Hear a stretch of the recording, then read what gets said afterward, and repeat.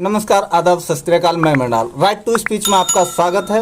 बात करेंगे आज पंजाब प्रांत की। पंजाब प्रांत के अंदर सभी जानते हैं कि कहीं तक आम आदमी पार्टी की सरकार है। ये वही आम आदमी पार्टी है जो आए दिन बीजेपी को कटघरे में खड़ा करने का काम करती है। लेकिन पंजाब की इस घटना ने पूरे देश को दहला करके रख दिया है। घटना क्या है कि कल वो घटना इस देश में देखने को मिली, लेकिन वहीं पर जहां पर कहीं तक शिक्षा व्यवस्था को बदलने की बात करते हैं और फिर कहीं तक पूरे पैटर्न को बदलने की बात, जिस तरीके से अरविंद केजरीवाल हर राज्य में जाकर के कहते हैं कि हमारी सरकार बनाइए, हम पूरा सिस्टम ही चेंज कर देंगे, तो किस तरीके से ये शिक्षा नीति को चेंज कर रहे हैं, इसकी पोल खुलती हुई साफ तौर पर नजर आ रही है। वहीं पर मैं बता दूं कि एक छात्र हैं अंसार इमरान ने एक खुलासा किया है कि मैं जिस यूनिवर्सिटी जो कि वो कल जो वायरल हो रही है घटना को लेकर के, वो बताते हैं कि मेरी इसी यूनिवर्सिटी में स्टडी हुई है और किस तरीके से वहाँ पर माहौल है उन्होंने बयां किया है। उनके बयां को जो आप देखिए कि उन्होंने लिखा है कि पंजाब के अमलोह में स्थित देशभक्त यूनिवर्सिटी जहां पर कभी मैं पढ़ा करता था, मैं कश्मीरी लड़कियों पर कल हुए पंजाब पुलिस की जालिमाना कार्रवाई की पूरी कहानी को समझाता हूं।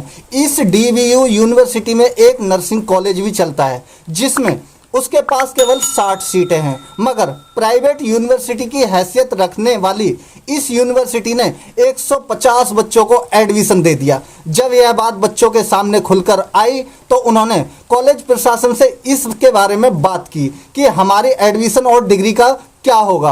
पहले तो बहुत लंबा समय तक कॉलेज प्रशासन स्टूडेंटों को घुमाता रहा, फिर उसके बाद उसने यह कहा कि हम आपका एडमिशन किसी दूसरे कॉलेज में शिफ्ट कराए देते हैं, मगर बच्चों ने इसे साफ तौर पर इनकार कर दिया, क्योंकि जिस कॉलेज में एडमिशन ट्रांसफ़र करने के बाद हो रही थी वह एडमिशन को लेकर के इंडियन नर्सिंग काउंसिल से मान्यता प्राप्त नहीं था।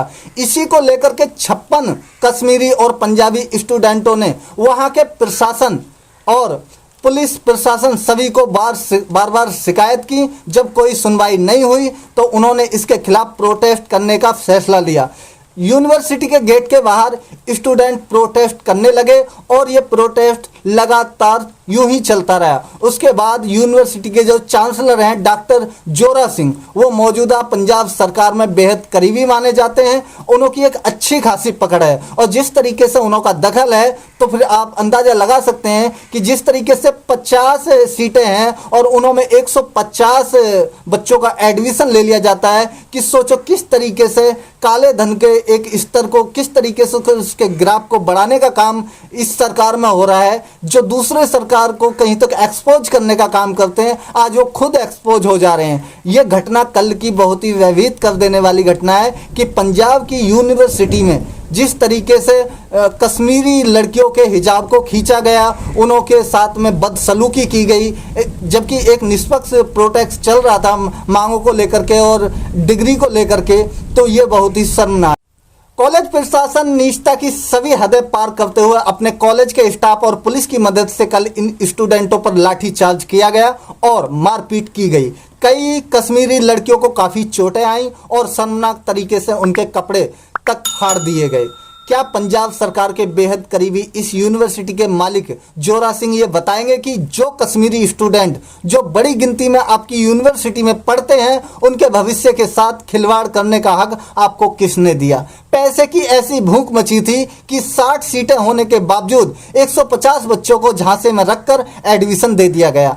लगातार आम आदमी पार्टी की तरफ से जहां पर इस तरीके से बुनियादी वादे किए जाते हैं, बड़ा ही अफसोस होता है कि उन्हों के ही शासन में ऐसे कारनामे देखने को मिल रहे हैं। वहीं पर आगे लिखते हैं कि बदलाव का दम भरने वाली मौजूदा पंजाब सरकार की इस गंभीर मुद्दे पर खामोशी कई सवाल पैदा करती है। पंजाब के मुख्यमंत्री भगवंत मान इस यूनिवर्सिटी के खिलाफ कार्रवाई कब करेंगे और इन पीड़ित स्टूडेंटों को न्याय कब दिलाएंगे, ये आगे देखने वाली बात होगी। तो कहीं तक गवर्नमेंट को इस पर ध्यान देना चाहिए और फिर समझना चाहिए कि शिक्षा के स्तर को किस तरीके से एक सुलभ बनाया जाए, और फिर कहीं तक जो फॉरेन कंट्रियों वहाँ पर हमारे को दखल देनी चाहिए अपनी स्टडी को लेकर के, शिक्षा नीति को लेकर के। वहीं तरह तरह की आए दिन अपने जो जी प्रोटेस्ट में लगातार ये एक बात करते चले आते हैं कि इलेक्शन कहीं का भी हो, नई शिक्षा नीति में हम ये करेंगे वो करेंगे, लेकिन नई शिक्षा नीति में जो होता है वो साफ तौर पर नजर आता है। साफ तौर पर किस तरीके से नजर आता है, ये ताजा उदाहरण है कि 60 सीट होने के बाद में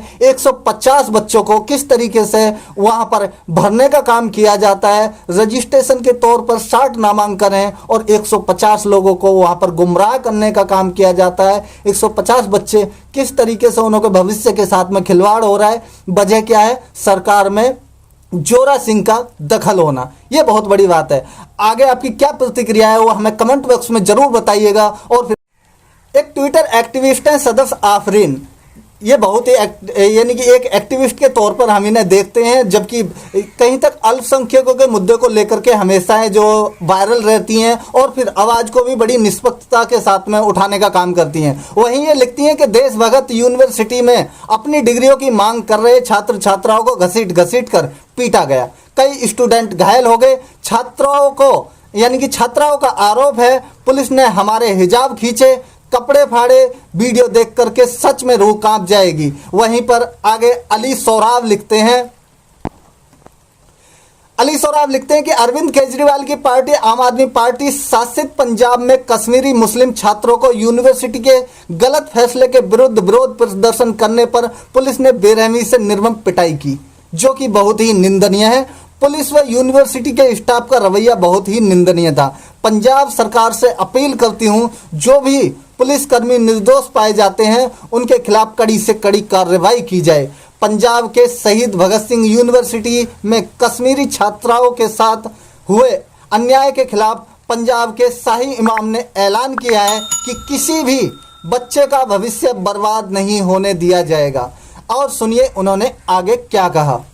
टेक्निकली बहुत यूनिवर्सिटी ने जो फ्रॉड किया है वो टेक्निकली बहुत ही खतरनाक काम है, मतलब बच्चों की जिंदगी के साथ खिलवाड़ है। वो इस मामले से भी समझिए ज्यादा खराब है, ताकि इसमें तो बच्चे के फ्यूचर का ही मसला फंस गया है सारे के साथ।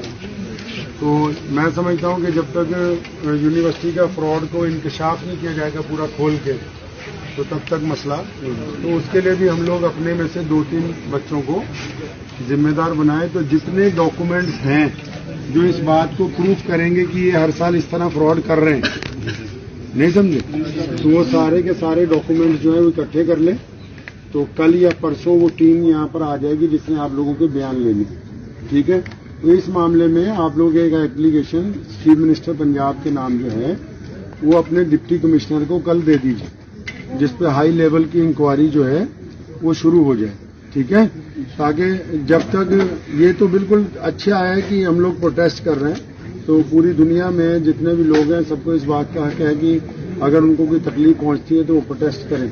लेकिन प्रोटेस्ट के साथ साथ अब ये भी जरूरी है कि डॉक्यूमेंटेशन के थ्रू उसको हम अदालती कार्रवाई में तब्दील करें, ठीक है नहीं, ताकि जो लोग हमारे साथ खिलवाड़ कर रहे हैं कम से कम उनको सजा तो मिले। और फिर जो हमारी डिग्रियों का मसला फंसा हुआ है तो गवर्नमेंट से बिल्कुल अप्रोच करनी पड़ेगी कि भाई ये जो 60 बच्चे हैं या 70 बच्चे हैं, जितनी भी बेटियां हैं या बेटे हैं, कि भाई इनका तो कोई कसूर नहीं है, ये तो लगातार अपनी क्लासेस लगा रहे थे। तो बाबा फरीद यूनिवर्सिटी से तो वो एजुकेशन जो आपके हेल्थ के मिनिस्टर हैं उन्हीं के साथ बैठ के, तो मैं समझता हूँ ये प्रोसेस जो है कम से कम 10 या 15 दिन चलेगा इंशाल्लाह। यूनिवर्सिटी ने जो फ्रॉड किया है वो टेक्निकली बहुत ही वो मामला ठीक है, वो टेक्निकल मामला है। आप इन बच्चों का कहना है कि आपके एसएचओ ने और डीएसपी ने इनकी आबरू पर हाथ डाला है और इनके साथ नापाक, 1 मिनट रुको, इनके साथ नापाक हरकत हुई है। वो मामला ठीक है, वो टेक्निकल मामला है। आप अपने प्रशासन के खिलाफ, अपने एसएचओ के खिलाफ, अपने डीएसपी के खिलाफ क्या कार्रवाई कर रहे हैं? बस इसकी डाटा हमारे पास अवेलेबल है। इसके बारे में जो पूरा सिचुएशन हुआ है, बहुत तरह की वीडियोस आई है फौरी तौर पे। 1 मिनट जी, मैं कोई फौरी तौर पे नहीं बोलूंगी गल। ਅਸੀਂ ਜਾਇਜ਼ਾ ਕਰਕੇ ਇਹਦਾ ਸਾਰਾ ਰਿਟਨ ਦੇ ਵਿੱਚ ਲੈ ਕੇ ਅਸੀਂ ਪੂਰੀ ਚੀਜ਼ ਦਾ ਇਨਵੈਸਟੀਗੇਸ਼ਨ ਰਿਟਨ में नहीं देखो मेरी बात टेक्निकल गल है, रिटन ਦੇ ਵਿੱਚ ਕੰਪਲੇਂਟ ਦਾ ਨਾਲ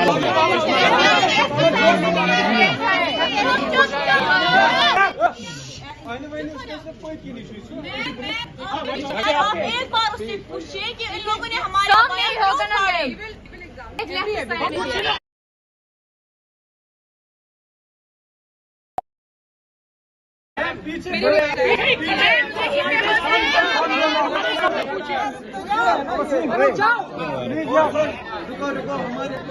हमारे साथ अगर इंसाफ नहीं होगा पीछे जा क्यों रहे हैं? वो जा क्यों रहे हैं? ये कोई बात आप तो खुद साइड कर रहे हो उनको मैम आप तो खुद साइड कर रहे हो खुद साइड कर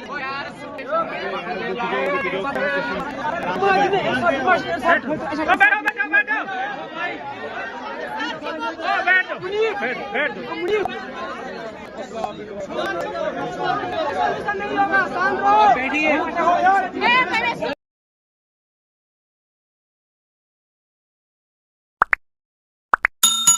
और फिर अगर दोस्तों आपको हमारा चैनल पसंद आता है तो इसे लाइक कीजिए, शेयर कीजिए, सब्सक्राइब कीजिए और फिर हमारे साथ में बने रहिए। मैं मेडाल, धन्यवाद।